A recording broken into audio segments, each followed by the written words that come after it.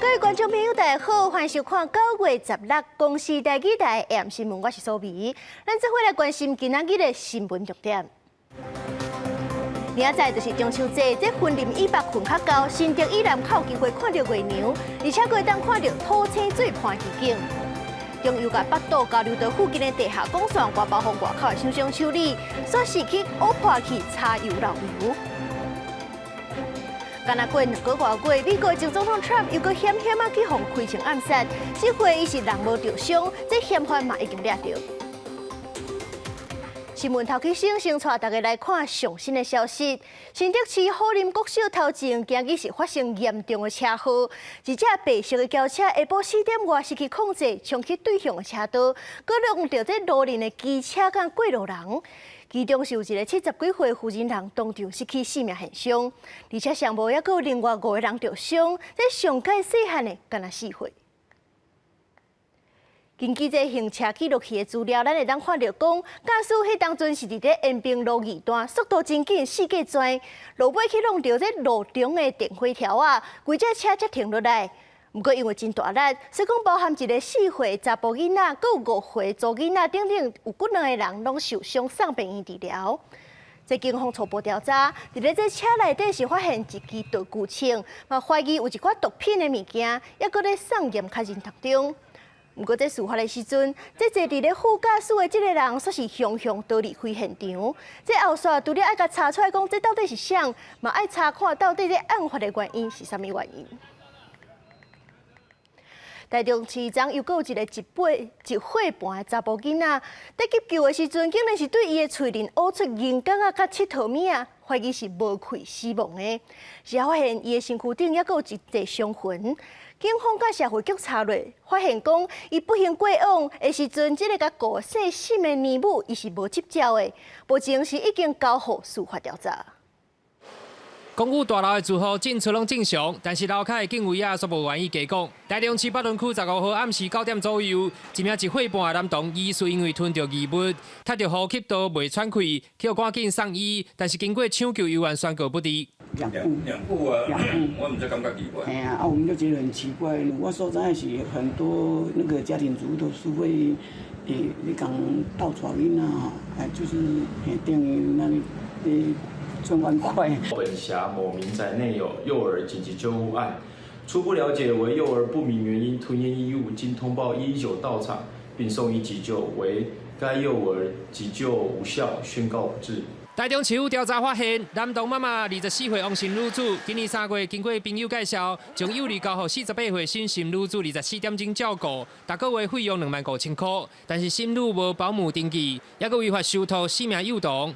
15号迄一天，新女带着1名收托的囡仔出门，由家己的2个囡仔照看其他幼童。回来厝了后，才发现1岁半的男童面色反白，急救过程为喙吐出1颗银角甲切头米。另外也发现男童规身躯有大面积的身骨伤。从男童嘴巴取出1元硬币及小玩具，并发现男童全身有大面积性旧伤。经查审，姓女子没有保姆登记证，违法收托。消费局表示，新女针对详细好人虐待，强调是男童摔着伤或者是弄着，违法收托是已经违反《离校款法》第26条，会处6000块至3万块的罚款。警方是已经报请司法来调查，要厘清男童确切的死因。记者台中报道。来看地方消息，中油公司是甲北岛交流道附近的地下管线发包予其他厂商来修理。不过，昨因说是甲这网线挖破去，造成柴油漏油，甚至佫去污染到家人的大武仑溪。这现场唔有歹味，一直到今日，这溪水拢也有浮油污。环保局就下令，这中油7天内就要赶紧改善，后续嘛照水污法甲矿污法来改发。加柴油的锁仔扭起来，出动吸油锁仔、吸油棉片，工作人员共步清理，赶紧善后，全部是柴油的污染。现场的臭味一阵阵，在地居民甲店头闻到头痕目暗，一直咧骂。刚油讲老油啊那尔，就那个味道很重啊，然后出去外面看那个，就是油一直溢出来啊。那会熊漏油，原来是中油公司发现地下管线有燃料油渗漏，发包改善以后，毋过包的厂商15到场修理，又搁挖破管线，造成柴油漏油，甚至流向家人的大武仑溪。这个工地是我们中油公司基隆营业处在进行一些管线的改善的时候，那委由厂商施工，那厂商产生的一些失误，造成了管线有去做了一些泄漏。都惊垃圾油污染扩大，中油公司得到通报，随派人处理。经过环保局采样，虽然溪水内底无验出重金属，不过相关的行为牵连水污染，也影响空气品质。那下令7天内要完成改善，也被裁罚。有部分油脂已经有溢散到七贤桥部分，七堵七贤桥。那中有部分也在七堵的七贤桥跟重治桥那边有设置燃油署。那我们依照水务法30条的部分，我们会裁罚中油或其相关的单位，裁罚3万到300万。在修理的过程，突车颠倒，互漏油恶化，除了水污罚，罚上悬300万，空气品质也超过标准。居民因为臭味真困扰，所以该食一张10万块起跳的罚单。记者综合报道。继续来关心金华城案件，顶一日以1200万交保的金华城董事长陈玉坤，今日是搁互检方叫去问话。也若是维京集团的主席沈庆京，是因为身体无爽快，已经改好送病院2届啊。即阵伊的律师是申请寄保停押，也就是交保证金，也是保证书来暂停羁押。不过因为这申请的文件顶头，伊本人是无签名登印啊，法院就讲要裁定保件了后，才过来审查。董事长，你今天为什么事情过来？跟金华城案有关系吗？谢谢。北京持续侦办金华城案，以1200万交保的金华城董事长陈玉坤，10日搁再互人传告案，郭文铁互人羁押禁见已经12天。委任律师陈清源透早伫台北看守所进行录检，差不多2点钟。帮他带一些什么样的东西没有？没有回应。不过，各界将关心检方是不是规划第3届提审郭文铁，还是进行测验讲白贼，甚至甲在押被告对峙。审检经顶礼拜5第2届介好就医，委任律师叶芳如迄暗晡申请寄保停止羁押。基于人道的考量，他要慎重的去调查。那最后当然还是尊重法院的决定。法院则来表示，因为申请寄保的羁押增加律师签名，无审庆经的签名第一爱伫7天内保证了后再个审查。是来补签名的吗？民众党甲立委黄珊珊最近用刀卡甲大文讲，内政部规范一般性用这奖励，上侪20%是全国拢共，而且台北市用细部计划，互金华城奖励完全无违法的问题。不过，这个讲法去有哪里议员吐槽？当他们在引用台湾省自治条例的时候，我不知道，难道不知道台北市是直辖市，台北市有自己的这个自治条例吗？非常讶异，黄珊珊引用都市计划法25条承认。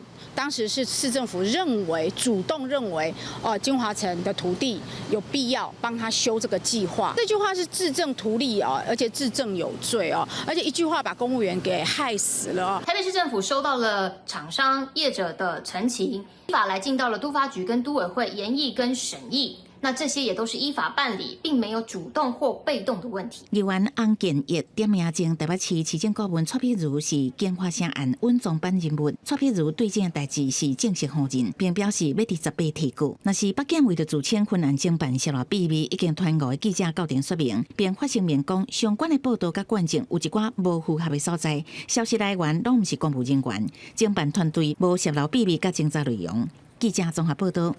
咱国内当年因为过敏去看医生的人是超过350万人。这上届接引起过敏的前3名是虾仔、芝麻甲土豆，主要的症头是皮肤痒、下骨喘甲起荨毛，而且上届严重的可能是死亡。而且有一寡幼囡仔因是对牛奶也是鸡卵过敏，出现走白甲吐的情形，却是姓吴诊断做胃肠炎。病小儿科的候诊室内边，真侪人等咧要看诊，其中真侪是囡仔过敏的症状来看医生，或真侪做妈妈的正头痛。他吃食物也会过敏，吃到那个豆腐啊，然后跟蛋也都会过敏。他有荨麻疹，然后还有鼻子过敏，然后就症状就是会起疹子跟痒。伫台湾真侪囡仔有过敏的症状。根据台湾过敏下骨及临床免疫医学会上新的调查发现，18岁以下的囡仔青少年食物过敏的比例继续增加，自2004年的7.7%到2017年增加到10.4%，成年人是自6.4%增加到12.5%。上天来看到引起过敏的食物，前3名分别是虾啊、毛虾甲土豆。主要症状是皮肤痒、下骨、出皮、目睭肿。若较严重的，可能会休克死亡。过敏性休克就是它可能全身的反应，然后会导致它有一些低血压。那这个时候其实就会有一些生命的危险，要赶快立即就医。医生提醒讲，有一寡囡仔，还有食物两杯，诱发肠炎这寡过敏的症状，对土豆、鸡卵、牛奶这寡食物过敏。若食了会出现腹肚痛、落屎、吐这寡非典型的症状，定定被误诊强者为肠炎。食药署强调，市面上所卖的食品，拢爱标示这一项过敏性内容物的警示。若无依照食安法，相关会当处300万。记者综合报道。新北五股泰山这几天是小所发生2件车祸，弄到路边10几架汽机车，警方是分别甲2个驾驶酒测拢无超标，不过是怀疑因拢有食毒，已经咧验。这台白色的轿车在路西甲摇摇摆摆，启动到头前的交通牌啊，车头赶紧回正。不过规路拢安尼摇摇摆摆，甚至弄到头前的车，还路换袂在，车身轨向正边偏过去。路边几路台乌多摆规排倒伫咧涂骹，拢是由这台车弄到的。代志发生伫咧新北市泰山，警方调查发现，这个21岁姓区的查甫人，14暗10点半，车驶伫咧明志路2段。其弄到11台乌多摆了，又搁弄到2台驶经过的车，好佳在拢无弄到人。不过，互伊弄到这2台车，其中一个人被测出酒测值是0.15，因为警察认定是伫咧广岛范围内，所以无开单。所幸现场无人伤亡，肇事男子无酒驾情事，但不排除有毒驾情事，因此我们依规定采集尿液送院。警方伫接到报案了，遂派人到现场。伫找陪警方处理的这件案件，同款也是车机毁掉。代志发生的所在伫咧五股的成泰路，这台黑色的轿车启动到路边10几台汽机车，连续这2件案件，驾驶拢无酒驾，也有人讲身体无爽快。不过警方无排除是毋是有人食毒，已经将伊的尿送去检验。记者综合报道。审计部的报告指出，这3年是有180万架车无照规定定期检查，安尼是有可能的，因为机械故障来出车祸，所以讲就要求交通部的检讨。交通部的公路局是表示，其实这3年来乖乖去检查的车，无这乖乖去检查的车是已经有愈来愈少啊。所以讲，伫咧遮嘛要提醒咱的观众朋友，时间到就要赶紧去验车，保护别人嘛是保护家己的安全。大东啊，测试功能够有问题，后一关要通过监理站真悬用看来检查。透早就有未少还未领牌的新车，也是换牌车来到监理所验车。不过，审计部的决算审核报告中指出，过去3年有超过180万台车无依规定检测，其中2021年72万外台次，2022年有55万外台次，去年是有51万外台次。另外统计这3年有3799件因为基建原因造成车祸案例，认为无验车可能造成灾祸，要求交通部检讨。审计部所提的检察机关所提供的车辆事故的一个判定为机械或者是刹车原因，那这些都是由当事人所陈述给警察，没有经过专业人员或者是原厂的一个判定当作是一个事故的主因，这样的一个结论事先武断。公路局表示，车主无依照规定定期检验会开罚上悬1800块，超过6个月也会注销牌照。那车辆因为交通事故遭受重大损坏时，也要临时检验。其实透过电话简讯等几啊种的宣导管道，我3年来车辆无依规定定检的数据已经逐年下降。交通学者也认为，交通事故有几啊种的样态，那单就无检测来推断造成的因素，恐惊有无公平。单纯归咎因为车子老旧、刹车不良所产生的事故，所以这个是必须要比较详细的分析才能够确认出来。他们也没有一个数据跟我们讲说，目前发生车祸的绝大部分是未经由车检通过的车辆，我们一直没有这样的信息。交通安全协会分析，应该回归验车制度本身检讨，像大验场所敢是有标准无同，造成验车未属形式。另外一方面，检方也应该加强处理，互无验车的人未阁有生存动机。记者综合报道。大同年报去互员工指控讲欠加班费、乌白扣因的特休假等等，长期违反劳动法令，而且即阵要甲工厂关起来，甲大批员工洗头路，无顾劳工的权益。劳动部是讲会甲这员工斗找头路，嘛会协助双方达成共识。不过，这公司迄边是拒绝记者采访。大解法开除移工，开劳受害。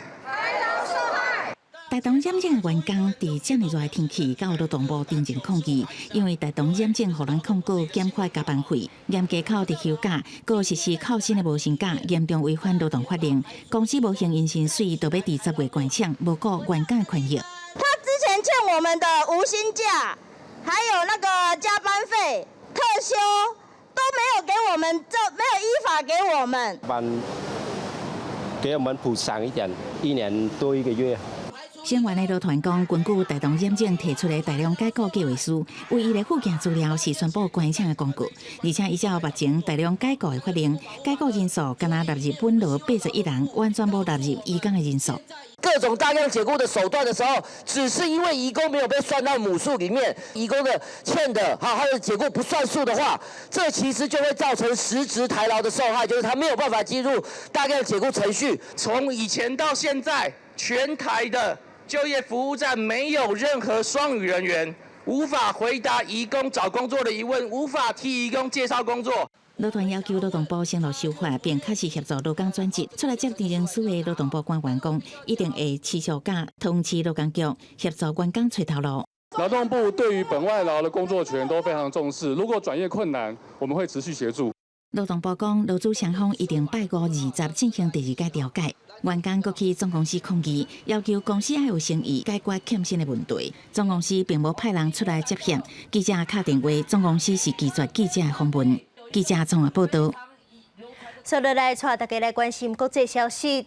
美国前总统 Trump 伫咱台湾时间16又搁险去互开枪暗杀，这回伊人是无受伤。正副总统拜登甲贺锦丽是随出声谴责这款暴力的行为，也那58岁嫌犯莱恩·鲁斯是已经抓到。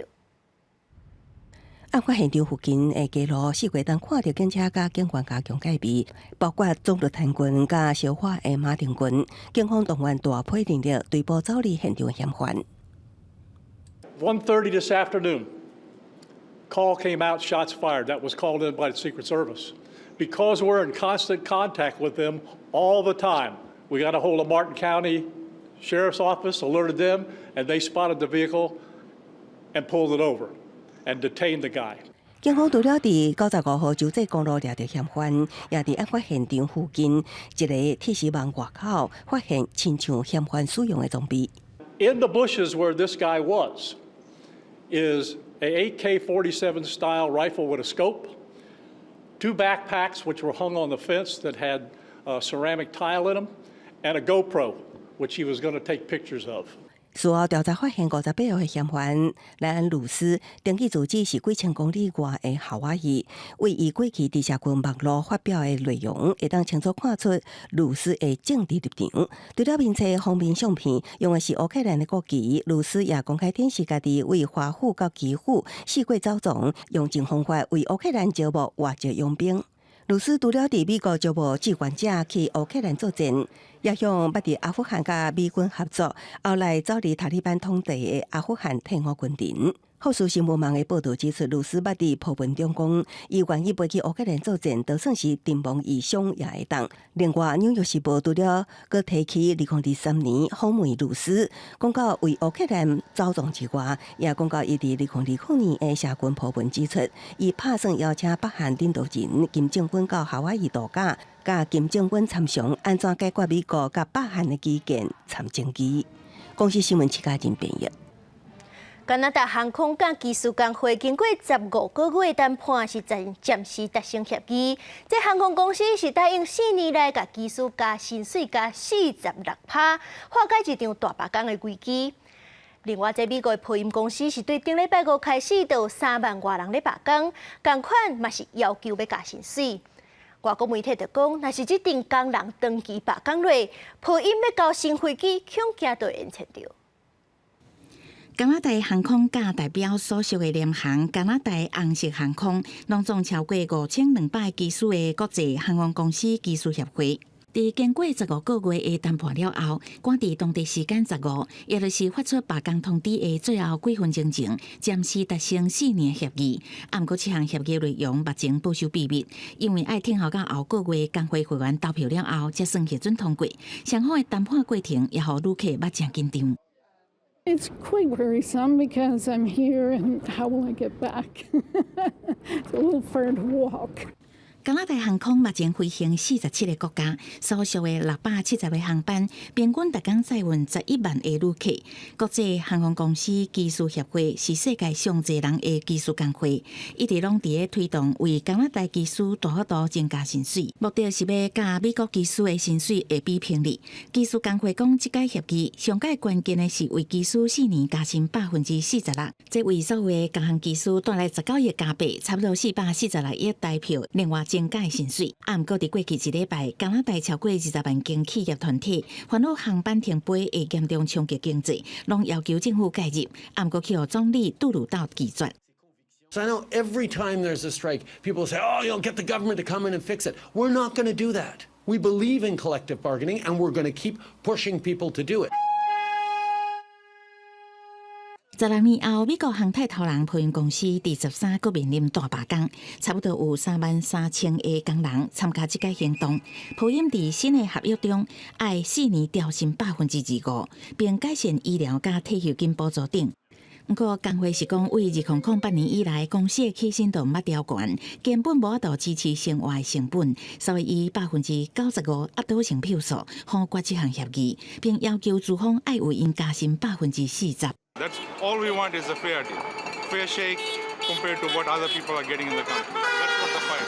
波音这个大罢工，互上有销路的商用飞机737、777甲767的机型生产，差不多规个话停，也可能致使飞机的延误交机。另外，2018年、2019年，波音飞安事故真济，互波音的名声大受影响，股价大落。根据外媒的报道，那做变做长期罢工，唔但互波音营收变歹困境持续，甚至今年第2季累计核心营业亏损超过330亿美金。过来信用平等会互人降级，恐惊会互波音的借贷成本增加，稳固财务状况会更加困难，应对债务压力当然会大大增加。公司新闻新闻部编译。香港有一个查甫人穿带有光复香港时代革命意义的衫。水岸顶头，阁有反送中抗争的口号。今年6月是伫咧香港的地铁站去互警方掠去。根据路透社的报道，这个查甫人即阵是承认违反香港基本法23条当中的煽动意图罪，正做这23条立法了后头一个去互定罪。交白。有其他事情做嘛，所以延期。指向都整理好满图啊，有关香港的册，原地伫中山区的东乐湾册店，因为遭约到期，店长林永基最近才甲店搬到中正区的金门街，公袂等扛棒做好势，才正式恢复营业。不过林永基指出，生意愈来愈歹做，尤其是香港基本法23条，今年3月实施了后，真侪来台湾旅游的香港人烦恼的违法，到册店结果是看册开讲，唔敢买册早登去香港。很多香港人。以前他们很喜欢过来台湾找书看，关于香港一些探讨的事情，但是现在来讲，他们过来只是看一看，不敢买。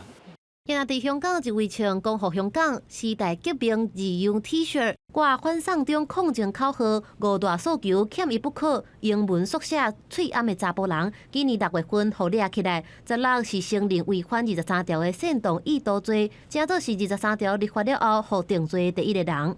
台湾人是不是有一个心理的准备？23条不一定是，当然是在香港发生啊，有可能在台湾发生啊，反正我也不回去香港。但是我也担心他们真的给关起来的朋友，可能因为公开说出来的话，他们受到很大的影响。对我在台湾生活一个香港人来讲，也是很明显的一个影响嘛。香港法院按算第19宣判，也若根据条例内容，煽动罪相关会当判7档。也若反送中运动期间，有213个人想要救出调伫香港理工大学内底抗争者，因也互逮捕，至少有200个人互指控暴动罪。最后一条判刑的案件有8个人，法院16宣判讲，刑期分别是4年2个月到4年半不等。记者综合报道。我来关心天灾消息。为了变强，正做强烈风台8百加风台，今日早起7点半登陆上海。强风大雨是造成当地挖近1000个航班取消，41万人紧急撤离。这也是75年来登陆上海上介强的风台。8百架风台早起7点半左右，伫上海宝东临港新城沿海登陆，为当地带来强风大雨。路边的树花风电根板起来，工地危难，也吹甲东倒西歪。记者伫宝东地水湖连线，连徛拢徛袂稳。大家可以看到，现在风雨非常的强，我现在完全睁不开眼睛。根据中国央视报道，8百架登陆的时，中心附近上大风64级，相当是每秒42公尺。中心上低气压是955百帕，会当讲是1949年以来登陆上海的上强风台。等港口海峡事件发布海应武警，专家也提前挖港。油布全部都盖好了吧？10级大风应该是一滴是没有了吧？部分专员显然低估8百架的威力，连中国第一关楼上海中心大楼内，当1000栋的助力器也受到强风影响明显海震动。有关当局除了发出相关级别的风台红色预警，也针对上海部分地区采取停课停工等措施。浦东甲虹桥机场16天内取消超过1400班机，开往浙江江苏方向的省际客运是有127班车停驶，部分高铁路线被迫取消。8百架伫上海吹倒2000多丛树了后，继续往西去，会继续为浙江、江苏、安徽等地区带来强风大雨。目前至少已经有41.4万多人暂时退离工园去庇护所避难。公司新闻站回应编译。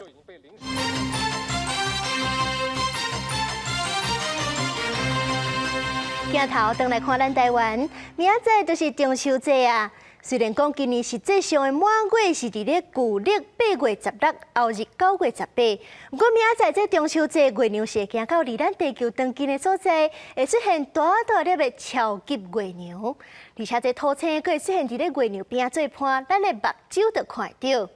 不过因为天气的关系，这桃园以北云会较高，大台北地区有5成的机会当看到月娘。也若是这新竹以南的民众要赏月娘，就真有机会。拜二是中秋节，今年赏月会伫黑暗暝看到土星。台北市立天文馆指出，最近拄当土星规年上光也上适合观赏的时段，按算伫中秋节迄暗18点22分发生土星合月，土星甲月娘看起来非常晚，大约0.3度。咱会使看到月娘边仔的光点，就是土星。这是21世纪唯一一摆土星合月发生伫中秋节。你会在月亮的旁边看到土星。那我们有统计过，就是在这21世纪以内啊，只有今年的中秋节可以在月亮的旁边看到我们的行星刚好在旁边。除了土星合月，今年中秋节月娘离地球无到36万公里，就是人讲的超级月娘，看起来又搁大又搁圆。对比今年2月份年度上细满月，是较上直径大约大13%。我们知道月亮绕地球是一个椭圆形。那刚好今年中秋节月亮就在近地点的附近，那在天文科学上，这种现象称为近地满月，那也就是一般所称的超级月亮。气象署也整理出中秋节长江各地月娘出来的时间，本岛上早是宜兰花莲的下晡5点28分。不过，迄天东北部这份甚至落雨，赏月几率较低。桃园以北可能是月娘大雾，大台北有50%的几率会当看到月娘出来。因若新竹以南、平湖、金门，拢是这份较好天。台中、高雄赏月指数拢真悬。记者综合报道。咱头拄则讲到中秋的天气，即阵咱来看早暗有一粒风台波涛爽是形成啊。气象署是预测，即粒风台会往琉球的风上山顶动，甲8匹架风台是降落山的。拜四的上午去咱台湾暂时是无啥影响。另外，伫咧这菲律宾的海面，又有另外一粒热带低气压，可能嘛会变风台，暂时对咱来讲嘛无啥影响。中秋节不管是要烘肉，还是食油仔配茶，上重要的是团圆，嘛会招亲戚50斗阵欣赏过牛。不过倒一个所在过牛上界清楚，气象师表示中南部的过牛上清上水，也若北部的云较济，要看过牛就爱看运气。东部这2天会落雨，要看过牛是较有难度。东半部这一带的云层比较厚一些些，赏月指数相对上面是比较低的。桃园以北到北基的这一带，可能会在云中碰运气，看看月亮。新竹以南比较偏向晴朗的情形，所以赏月的指数就会比较偏高一些些。另外，目前台湾附近的海面上有2个风台，八必加甲波德松。八必加伫拜一透早登陆上海，波德松伫个礼拜暗时形成，路径甲八必加足共的。气象师预估拜四会上挖近台湾。除了这2个风台透早伫菲律宾的海面上，佮形成一个低气压，气象师预估拜二有可能会形成第19号的风台苏力。目前西北太平洋上有3个比较明显的热带系统。今年第13号台风贝碧嘉，其实在今天早上8点的时候已经登陆到中国上海一带，而今年的第14号台风普陶桑是在昨天晚上8点的时候形成的。而至于今天早上8点，也有今年的第17号热带性低气压形成，它在菲律宾的东方近海附近。也那这2天中秋节的天气状况，气象师表示，受到风台、低气压的影响，台湾天气拢真无稳定，尤其是东半部甲恒春地区，拢会规工落阵雨，甚至是闪大雨。台北地区爱留意短时间的阵雨，中南部的天气就较好，不过嘛是爱留意过昼了后的西北雨。记者陈阿选柯敏哲台北报道。诈骗的手法800款，行政院长杜永泰甲金管会主委彭金良，也日就去国泰世华银行看这银行掠诈骗的成果。杜永泰是表示，中央明年是已经编73亿的预算，要来对付诈骗，未来嘛甲各单位合作，联手对抗诈骗。也若是这银行局是表示，常常电话透露的民众，因的口子会较接变做人头，这银行应该甲客户加强合作。想请问一下，今天领这笔款项的用途是什么呢？现在领钱还要身份证哦。车手假造民众到银行临柜想要领70万现金，互行员发现成功阻止诈骗。原来这是国泰世华银行甲刑事警察局合作演出反诈警警局。就此呼吁各分行爱提高警觉，阻止诈骗。被锁控的账户有高达90%，在之后变成警示账户或其他不法可疑账户，让诈团无法操控这些账户。都因为国内定传出金融诈骗，行政院长杜永泰甲金管会主委彭金良，再拉去国泰世华银行、时彩银行业者，按照透过联防机制阻止诈骗。杜永泰表示，中央政府明年已经编列73亿的预算打诈，未来打击诈骗需要建立生态系，因为最近电话工作民众新转户变做人头户新的空棚。银行局表示，银行爱强化甲客户合作，对离职员工新转户爱有风险控管。AI 的导入，我们认为是重中之重。请金融机构，那必须要在资讯方面，在这个科技打诈方面要能够导入之外，那我们也鼓励金融机构，那能够以联防的方式做主诈，应该最有力的一个利器。政府机关专门打击诈骗，唔拿为金融面进行。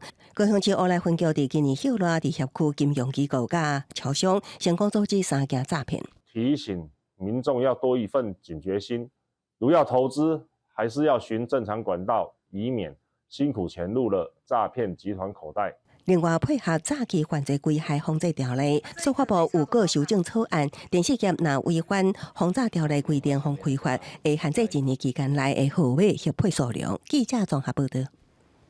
资计总处公布，专科毕业生的收入中位数是569400，搁再超过大学毕业生的53万9。这专科生的收入是已经连续14年比大学生较悬。本身有学着技术，敢有比大学的学历较好哩？为资计总处的调查资料，去年各学历的薪资状况，专科生会当支配所得中位数，搁再超过大学。我本来也想去一些什么中文系什么，但是就会有人跟我说，那个没有什么未来，因为护理科毕业之后，然后考到证照就可以直接上班了，就也不用再找一些其他的。那照教育程度来分，有研究所以上学历的民众会当支配所得中位数是89.71万，是所有教育程度薪水上悬的。全科生的薪资中位数是56.94万，连续14年超过大学。大学薪水中位数干53万9，一年增加0.43%。技职体系基本上他们在学校学的还是个技术，不像普通大学可能学的是个知识。技职体系毕业的学生在毕业之前就已经有实习的经验，而他们可能就会选择留在那是原实习单位。学者讲，未来学生囡仔选择科系，关系毕业了后薪资成长济少。人的专家是讲，理工科甲文组科的学生毕业了后薪水有增差。特别在这种 AI 风潮的浪潮兴起之下，可能外销导向科技的这种制造业的薪资会高于服务产业。那这种理工组毕业生的薪资优势还是就会明显高于文组学生。有学者建议，学生囡仔想要避免加薪，强行爱改变用兴趣找头路，爱改变用工作培养兴趣。那做是读论书铁的大学生，伫学校会当跨领域学习，增加毕业了后的就业竞争力。记者综合报道。这新学期才刚开始无偌久，高雄高中有学生就发现讲，过去逐礼拜是有4节英文课，到高三却是只剩3节。因为这上课系是真注重英文，这款调整就互读国际部一个学生真烦恼，会去影响到因大考。校方是解释讲，这是对108课纲的调整。不过，若是学生认为讲爱加强英文，会讨论看敢要加开课。当时高三冲刺期，大卡学生专心听课，全国教育产业总工会接到投诉，高雄高中的高三英文课，互学校所减做一礼拜3节，互部分国母区学生烦恼对备课不利。我们学校学生的学习需求还有学习成效来评估，每一周的英文课的时数至少要4节课才足够。英文对乡校学生来说，在未来发展上是非常重要的一项能力。如果减课的话，对学生是相当不利的。根据了解，香港过去英文总学分20时，逐礼拜4节英文课。后来学校因应108课纲，要增加2学分本土语言课程，将英文调整为22学分，造成111年入学。即卖的高三学生到高三英文课无增加电脑检，不过实际问高三学生大家看法不同。其实还好，我们班对这件事就是保持是中立。现在已经高3了，就是应该要上我们统测要考的东西，而不是去上其他的课程。反弹师生表示，香港英文课比其他上课学校少，自然科学分刷悬出2倍。当然，工科学校高雄高工机械科高三学生也维持逐礼拜4节英文。香港安排明显无合理，呼吁调整课表，学校回应。课表调整要经过相关审议，无法度讲改就改。因为校长没有权利说，好，你某某人哪一节课你不要上，拿来上英文，那个是违法的。所以校长就跟学生承诺讲说，我们可以利用那个第8节，而且也不要影响到辅导课。学校建议第8节也是拜六免费加开英文课，也不过学生无认同，保证双方无共识。面对香港政治，教育局表示已经要求学校加强英文课程规划，后续会关注课程实施状况，提供必要协助。记者综合报道。带大家来看婚临北港的地方盛事。早期北港朝天宫妈祖绕境了后，这侨办会艺阵的团体，拢会为家己的破坏妈祖来祝寿。即阵在北港是当咧举办5湖四海宴，伫咧会场的团结妈祖，就是早期北港咧做豆干、豆腐破获红晒妈祖金殿顺豆干嘛。咱继续来了解这本地过路仪式是安怎演变做即阵的工艺店。传统工艺文创产业发展协会的成员，影响好豆干铺的团结妈来禀告，要请伊去到5湖四海宴的会场。传统工艺文创产业发展协会中秋节进前，会办108道的5湖四海宴来敬献予北港朝天宫金针顺的团结妈。不过，这108道出的不是料理，拢是台湾各地的工艺师准备因上好的工艺作品。除了着咱敬神的这个贡品之外，咱阁有看道的部分，然后艺道的部分。所以咱的这个艺术品每以一个老师互伊一道去传伊的艺术品，做算讲敬神嘛是展览。拄好之前看到一寡迄个介绍，我较了解讲哦，原来这是因为看到这个元素去扭出来，甲放大，变成一个工艺展览。伊内底吼有各式各样工艺老师的作品安尼，这足传统的物件安尼，我感觉这献给妈祖，我感觉足有意义的。北港较早各行各业拢有家己的抱负，就亲像是现代的志愿工会，逐当妈祖绕境结束，大家抱负举办会或者是家庭团体，拢会举办过路仪式，来办明年新的路主完成了后，再过来举办五湖四海宴替妈祖祝寿。这场五湖四海宴要祝寿的团圆马，就是原地北港金针村豆干铺红西的豆干马。豆干铺做的人少啊，所以阮怎都要有这个工的展览。阮想都要用这个工的展览来加入这个咱豆干铺，变讲互这个豆干铺伊的这个严格会使继续落去。所以阮的名阮嘛无啊改，伊就是北港朝天宫豆干铺金针村。迄当阵伊嘛有感觉做无清晰，讲无就互咱。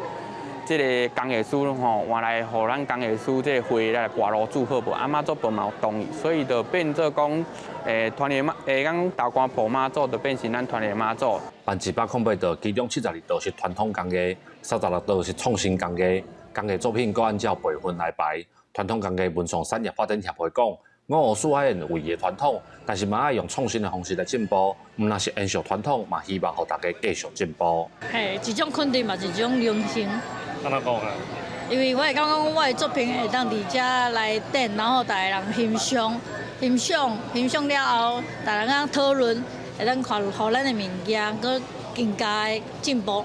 当年咱的艺术就是摊出来每一道菜，就是拢带来较劲，来去拼我们的手路手艺安尼。咱会当来互相的交流，交参考因的意见，然后嘛会当讲会当学习因的讲伊的做法。在法师的带领之下，跋炉主的仪式伫团圆马的面前来进行。协会表示，新的炉主跋出来了后，过路的仪式才拄完成一半。新的炉主来问妈祖婆，讲看伊什么时阵要去新炉主因兜，算讲做客就对啊。跋好时间了后，迄天请妈祖去因兜安坐，才开始整个完整的一个过路行程安尼。协会讲，因为信仰，互大家活做伙，因为感谢妈祖的保庇，才用五湖四海的山产海产来敬献妈祖。团圆马的五湖四海的交大已经举办1届，除了传统敬献的菜式，嘛希望来自五湖四海的工艺师会当做伙来延续传统的工艺文化。记者林慧婷云林报道。今年拄好也是北港朝天宫330周年，北港五湖四海宴计共是邀请108个工艺师、108项作品，用这办道的概念，一人一道，把家己上界出奇的作品提出来，甲工艺妈祝寿。今年这现场嘛安排北港金星村开路歌的演出，咱做伙来欣赏。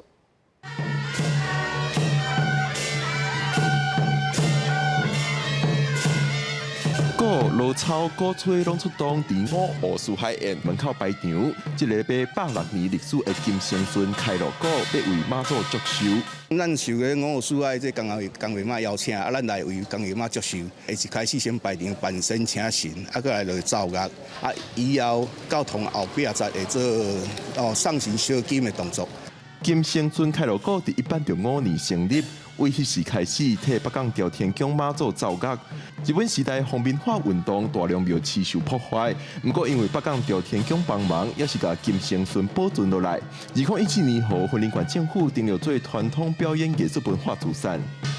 这个伫105年创立的金星村开路歌，到明年就有160年的历史。不过这阵因也拄着传承的问题。妈妈就支持的，因为帮妈祖这样开路。觉得说还不错。有的人嘛想要参加嘛，无一定讲有材料入来参加安尼啊。因为咱学的这物件，无一定讲你学一两个月，我就学咱学足侪物件，小乐小草，大草拍鼓分车，大家拢是爱学的。自清朝时期起步，经过日本时代到国民政府时期，真无简单，一路行到大。金星村开路歌当然透过办活动，互少年培识在北港文化产生兴趣，嘛有代表性的北港野妈祖开路灯通带团。记者林玉凯云林报道。第二代今日去到北港报新闻，嘛甲当地南洋国小合作，提供囡仔一节台语新闻媒体课。或者学生囡仔知影讲，这新闻是安怎采访、安怎放送制作，嘛甲囡仔咧看新闻报道的时阵，要有家己的判断、家己的主张。公司台语台甲咱的新闻摄影片播出来，10月7日咱来到云林北港的南洋国小现场呢，咱有采摄影机，还有拍电光，嘛有转播台，就是由咱的新闻转播来替学生囡仔上课，嘛办一个学生囡仔的台语新闻转播课程，由学生囡仔来试做转播看卖。大家好，我是南洋国小的苏碧温。好看节目一直来，就看公司台语台。南洋国小的囡仔上厉害，逐天新闻带你看天下台。学生轮流坐转播台看文稿，对镜头开嘴自我介绍，练习讲台语。有的学生胆胆，有的讲起来也阁不正有班。比过演讲比赛，学生讲虽然短短啊，不过也是真紧张。为4年开始练闽南语的比赛，练到5年去比赛，比赛到区赛。啊，那今仔日来做主播的感觉？就是足紧张的。我是感觉吼，增加因对以后的要从事的活动的工课，能够有一个体验讲，哦，原来你做一个主播，你可能爱需要具备的能力。学校老师表示，家己嘛真想要了解新闻工作人员普通时啊是安怎伫做工课。即马伫学校内就通看到，伊认为这对学生来讲是一个真好的体验，通互因了解各行各业伫做啥，启发因对未来的想象。记者卢尚如、郑准由云林报道。中秋节，高雄寿山动物园嘛替这动物啊办 party， 甲这菜色果子也是肉签做一签一签，连这平常时啊，比伫咧山坑内底饲猪嘛走出来游客头前食青草，咱做伙来看。茶座的餐架啊顶悬吊一罐一罐5花10色的菜色果子，有苹果、番薯、番麦，阁有柑仔蜜。当片碗咸，这边加一喙，迄边食一个，实在足古锥。这是高雄寿山动物园中秋节替动物准备的好料，通食少量碰柑类的马来狗，除了有切好的鱼仔，嘛有菜色串会当摕来食。也为了让增加动物取食的乐趣，我们特别利用园区内修剪下的树枝来组成一个特制的取食架，并且我们利用麻绳还有树枝来把这些食材串烧起来之后，我们放置在这些木架上面，来提高动物取食的难度，那也增加动物的行为丰富性。园方表示讲，手机餐架嘛，互一寡平常时啊较避暑的动物有搁较侪离开收的机会。亲像是饲猪这种生性较细致的动物，会甲食物拖入去山坑内底食。游客真罕得看到饲猪食饭的模样。这道有中秋好料，饲猪食饱，阁会当顺便用手机来挖喙齿，也互游客挺好看到动物日常的生活。非洲狮我们是以全鸭、鸡胸肉还有猪肝来特制成这个全肉大餐。那像是长鼻浣熊、那冠豪猪还有马来猴，我们是以当季的蔬果来做成五彩缤纷的蔬果串。保育员甲营养师特别替无共动物设计专门的菜单，嘛互动物甲人做伙过中秋。动物园嘛提醒游客唔通乌白饲动物，安尼遮的动物才会当维持健康的状态。记者邱昭阳高雄报道。泰国曼谷一间野生动物园，最近是有一只2个月大的河马真青，伫咧网络顶是有真侪伊古锥的影片，请真侪游客来甲伊见面。伫泰国曼谷东南边的绿山野生动物园，有一只名叫做大跳肚的母的侏儒河马阿姨啊，细细只啊，身体圆润润，保育员敢若是安踏天幕同款蒙叶下海，实在有够古锥。大跳肚有当时会向保育员使性地喙开开，想要甲伊的手，去不别的情景，互人看了就好笑。这款画面经过社群媒体传播了，互大跳肚变做网红名称，逐工拢有真侪游客来动物园要看伊。动物园表示，伫最近礼拜假期来园的人数增加要到2倍，有游客一早起7点就开始排队，像伫咧开园的7点45分进前，等咧要买票，入去了就直接走去河马区排长队路长，互园方重新规划参观的路线，互更较侪人会能看到这只大跳肚。这2个月大的大跳肚，伊的相片伫咧社群媒体是4月传，所以动物园也做一寡正古锥的图，定期伫咧粉丝页更新。也使一寡大跳肚的周边产品。大跳肚是绿山动物园上老的河马伊的查某孙。这种诸如河马是濒危物种。根据国际自然保育联盟的调查，目前全世界只敢出2000多只。日本爱知县长国市一间动物园的南非徛河片匠，八月底伫咧动物园方面安排的消暑活动休闲的受水，因五尾因为伊脱队孤单一只走去海面上，动物园方面遂开始救援。因过山拄着风台闪闪，一直拢无找到片匠，因阿所发出的协助找寻的通知也一直拢无回报。这只6岁母徛河片匠伫动物园出世，无长期伫咧海上活动的经验甲求生的技术，本来就是讲无啥希望啊。要伫咧吹背接到通知，讲伫咧45公里外的海边啊找到片匠。动物园替片匠做体检，发现除了体重较轻以外，其他拢无大碍。因那片匠伫海上漂流甲2礼拜，一个人平安回来。动物园方面认为应该是风台，互船无法度出海，较无互船弄着甲希望甜着的风险。因那创纪录的降雨量，提供其水源甲降管的方式，所以才会当平安的倒转来。公司新闻张淑芬编辑。明仔载天气是安怎？咱来看各地头的详细资料。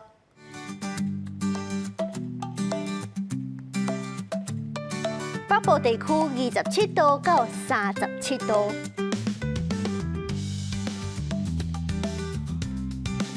中部地区26度到35度，南部地区26度到36度。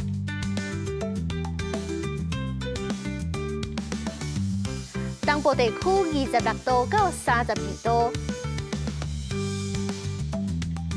外岛地区27度到34度。再回来关心未来3天的天气。